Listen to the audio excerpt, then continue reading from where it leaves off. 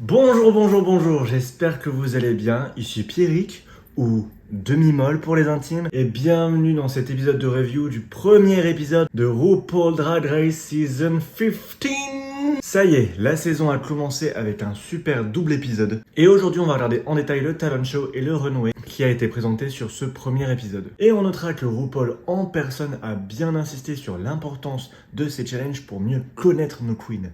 Mais peuvent-elles seulement le comprendre?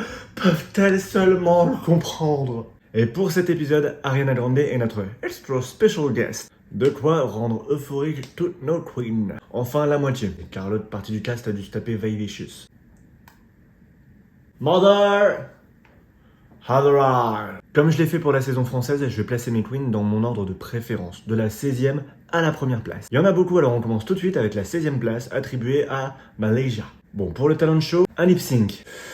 Le premier d'une longue série. Alors ce lip sync il n'apporte rien du tout et le look de la performance est très bof. Elle nous donne un peu des faux airs de Silky avec son maquillage mal étalé. Après, sur le runway, la tenue est très jolie, très pageant. On voit que c'est une reine de concours. Malheureusement, elle a avoué n'avoir jamais gagné un de ses concours. Et ça se comprend.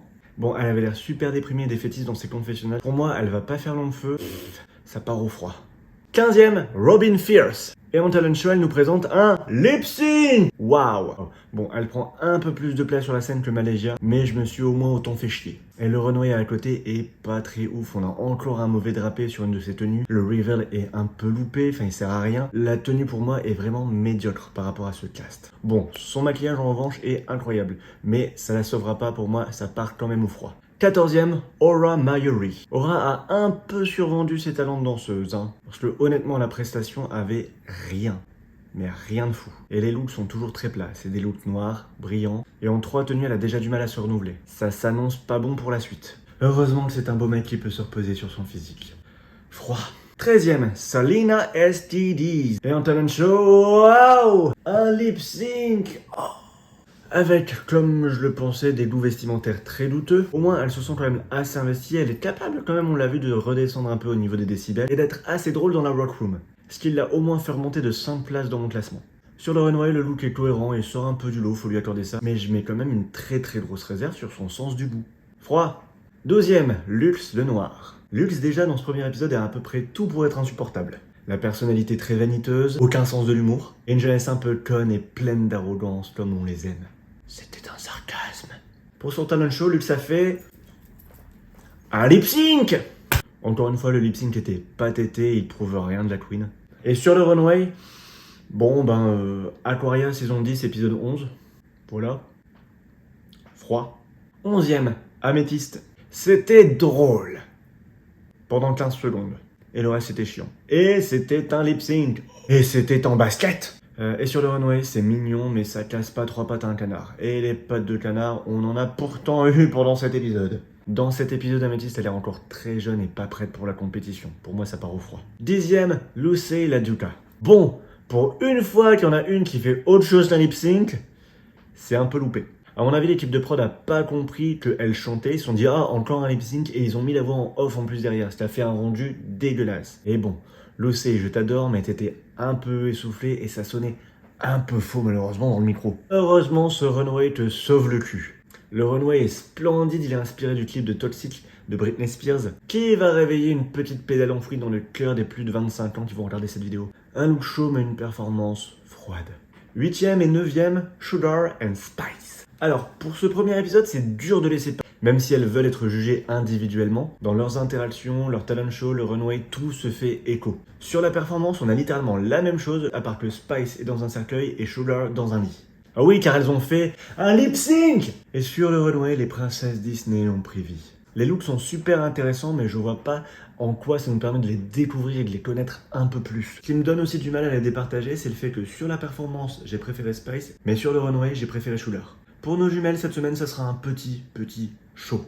7e, Princess Poppy. Alors, c'était drôle, certes, mais la base du ventriloquisme, c'est de faire la voix de la marionnette avec sa propre bouche. Elle a choisi de casser le game, Poppy, et elle a fait un lip sync d'une marionnette. La performance était un peu drôle, le runway était pas ouf, mais j'ai pas envie de m'éterniser dessus, et je suis un peu fatigué. 6ème, Jax. Salto you better do. Jax pour le coup a fait un super taf, super bonne énergie, très bonne performance. C'est un lip sync, certes, mais elle arrive quand même à apporter du nouveau et un twist super exaltant avec les cheveux comme corde à sauter. Au niveau runway, j'adore le blouson, j'adore les bottes, le reste est acheté. Et ça va quand même au show. 5ème, Sasha Colby. Gros coup de cœur pour la presta, c'est une des chansons préférées de ma mère, et elle a confié dans le Untucked que c'était un hommage à la sienne. Et ce look! Elle arrive avec une robe magnifique et en off, elle nous annonce que c'était la robe avec laquelle elle a gagné le concours de Miss Continental 10 ans plus tôt. Là oui, là tu nous dis qui tu es. C'est bien ma fille. Allez viens, on va boire du jus d'orange. 4ème, Mistress. Alors, j'ai eu beaucoup de mal avec le personnage de Mistress, entre la personnalité, le look et le côté très agressif, mais plus l'épisode passe et plus ça va et je trouve que la queen est intéressante.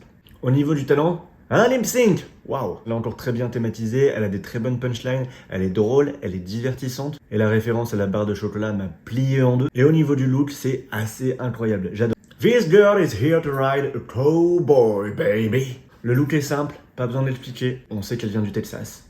Et sa personnalité, pour le coup, a vraiment très bien été mise en avant pendant cet épisode. C'est vraiment chaud pour moi.